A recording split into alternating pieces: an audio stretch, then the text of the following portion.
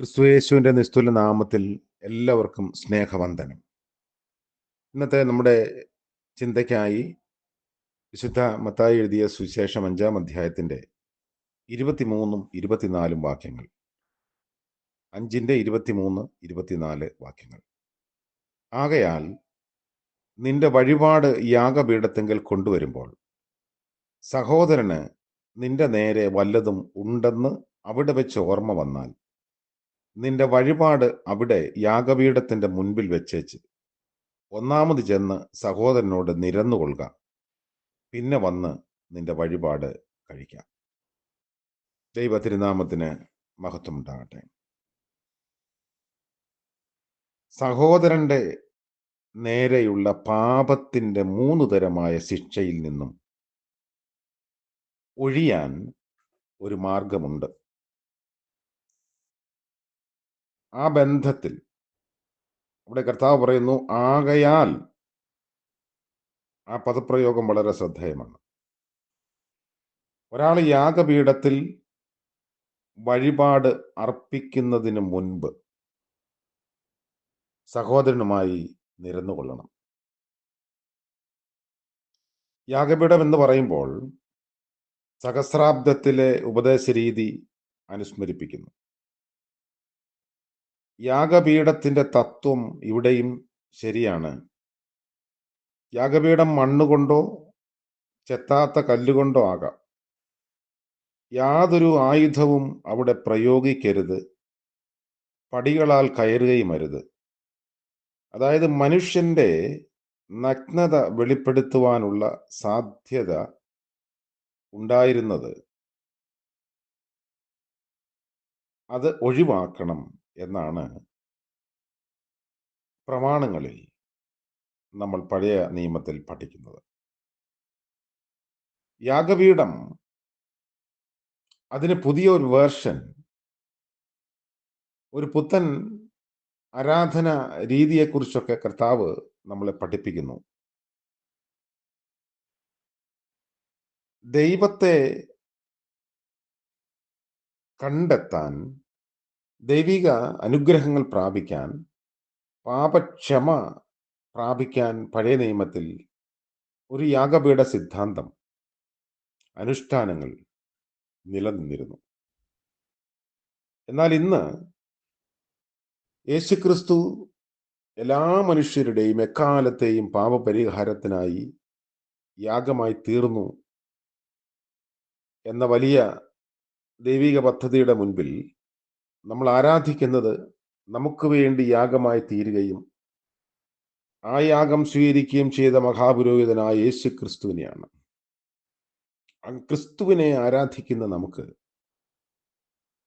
നമ്മുടെ മനോഭാവത്തിൽ ഉണ്ടാകേണ്ടുന്ന മാറ്റങ്ങളെ കർത്താവ് പഠിപ്പിക്കുകയാണ്. ദൈവത്തിങ്കലേക്ക് സമീപിക്കുന്നതിന് ഒരു പുതിയ മാർഗം അവലംബിക്കാൻ കർത്താവ് പറയുന്നു. യോഹന്നാൻ ലേഖനം എഴുതുമ്പോൾ പറയുന്നു, കാണുന്ന സഹോദരനെ സ്നേഹിക്കാതെയും കാണാത്ത ദൈവത്തെ സ്നേഹിക്കുകയും ചെയ്യുന്നു എന്ന് പറയുന്നവൻ കള്ളനാകുന്നു. അപ്പോൾ സഹോദരന് നിന്റെ നേരെ എന്തെങ്കിലും ഉണ്ട് എന്ന് നിനക്ക് തോന്നിയാൽ നിന്റെ യാഗപീഠത്തിൽ അർപ്പിക്കാനുള്ളത് അവിടെ വെച്ചിട്ട് നീ ഒന്നാമത് എന്ന് അവനോട് നിരന്നുകൊള്ളണം. ഇത്ര ശക്തമായ ഒരു ഉപദേശം ലോകചരിത്രത്തിൽ ആരും, ഒരു ഗുരുവും തൻ്റെ ശിഷ്യരോട് പറഞ്ഞിട്ടുണ്ടാവില്ല. മറ്റുള്ളവരോട് നിരന്നുകൊള്ളാതെ ദൈവത്തിൻ്റെ അരികിലേക്ക് വന്നാൽ അവിടെ നമുക്ക് സ്വീകാര്യതയില്ല. നമ്മുടെ പ്രാർത്ഥനകളും ധൂപങ്ങളുമെല്ലാം മുകൾ പരപ്പിൽ, നമ്മുടെ റൂഫിൽ തന്നെ തട്ടി താഴേക്ക് വരുമെന്നതാണ് അതിൻ്റെ അർത്ഥം. മനുഷ്യന്റെ എല്ലാ പരിശ്രമങ്ങളും അവന്റെ യഥാർത്ഥ നില ദൈവം മുൻപാകെ വെളിപ്പെടുത്തുന്നു. യാഗപീഠത്തിന്റെ കൊമ്പുകളെ പിടിക്കുന്നവൻ സുരക്ഷിതത്വം കണ്ടെത്തുന്നതായി പഴയ നിയമ പ്രമാണങ്ങളിൽ നമ്മൾ പഠിക്കുന്നുണ്ട്.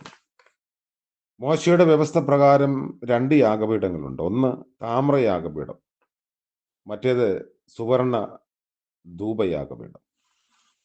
പുറപ്പാട് പുസ്തകം 27-ാം അധ്യായത്തിന്റെ 1 മുതലുള്ള ഭാഗത്ത് കാണുന്ന താമ്രയാഗപീഠം നമുക്ക് വേണ്ടിയുള്ള യേശുവിന്റെ ബലിമരണത്തെ പ്രസ്താവിക്കുന്നതാണ്, അല്ലെങ്കിൽ സൂചിപ്പിക്കാനുള്ളതാണ്. പാപി അവിടെ അടുത്ത് ചെല്ലുന്നു. ധൂപപീഠം യേശുക്രിസ്തു മുഖാന്തരമുള്ള പ്രാർത്ഥനയുടെ ശക്തി വെളിപ്പെടുത്തുന്നതാണ്. ധൂപം കർത്താവിന്റെ ശ്രേഷ്ഠതയെ വെളിപ്പെടുത്തുന്നു. വിശുദ്ധൻ ഈ യാഗപീഠത്തിലേക്ക് അടുത്ത് ചെല്ലുന്നു. നമ്മൾ വിശുദ്ധിയുള്ളവരാകുന്നത് സഹോദരനോട് നിരന്നുകൊള്ളുമ്പോഴാണ്. വഴിപാടെന്നത് ഒരാൾ മനസ്സോടെ കൊണ്ടുവരുന്ന അർപ്പണമാണ്. നമ്മുടെ സഹോദരനുമായി നിരന്തരം മത്സരത്തിലായിരുന്നു എന്നുള്ള കാരണത്താൽ നമ്മുടെ കർത്തവ്യം നിഷേധിക്കാൻ പാടില്ല. നിനക്ക് സഹോദരനോട് പ്രയാസമുണ്ടെങ്കിൽ നിന്റെ വഴിപാട് യാഗപീഠത്തെങ്കിൽ വെച്ചിട്ട് അവനോട് നിരന്നുകൊള്ളണം.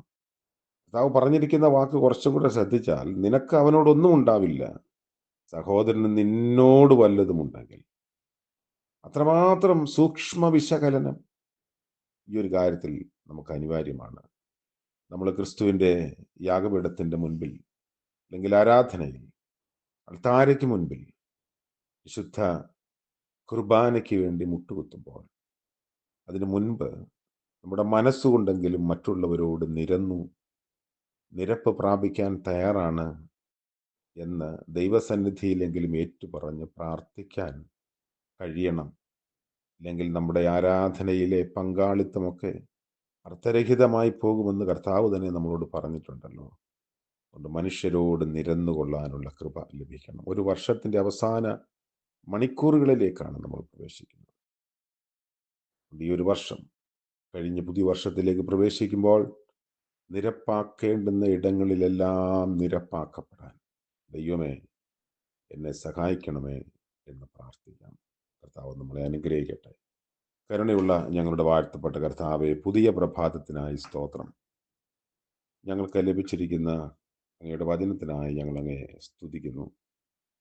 ഞങ്ങൾ പുതിയ ഒരു വർഷത്തിലേക്ക് പ്രവേശിപ്പാൻ അതിൻ്റെ പടിവാതിൽക്കൽ എത്തി നിൽക്കുമ്പോൾ കർത്താവെ, അവിടുന്ന് ഞങ്ങൾക്ക് നൽകിയ ഉപദേശങ്ങളെ അനുസരിക്കാനുള്ള കൃപയും പക്വതയും നൽകണമേ. ഞങ്ങളുടെ സഹോദരരോട് ഞങ്ങൾക്ക് എന്തെങ്കിലും ഉണ്ടെങ്കിൽ അത് കണ്ടെത്തി നിരന്നുകൊള്ളാനുള്ള കൃപ നൽകണമെന്ന് പ്രാർത്ഥിക്കുന്നു. അങ്ങനെ അങ്ങയുടെ മുൻപാകെ സ്വീകാര്യതയുള്ളവരായി തീരുവാൻ ഞങ്ങളെ ഇടയാക്കണം. യേശു മശിഹ മൂലം പ്രാർത്ഥിക്കുന്നു, കൃപയോടെ കേൾക്കുമാറാകണമേ. ആമേൻ. സകല ബുദ്ധിയെയും കവിയുന്ന ദൈവത്തിന്റെ അനുഗ്രഹവും കാവലും നമ്മോടുകൂടെ ഇന്നും എന്നേക്കും ഉണ്ടായിരിക്കുമാറാകട്ടെ.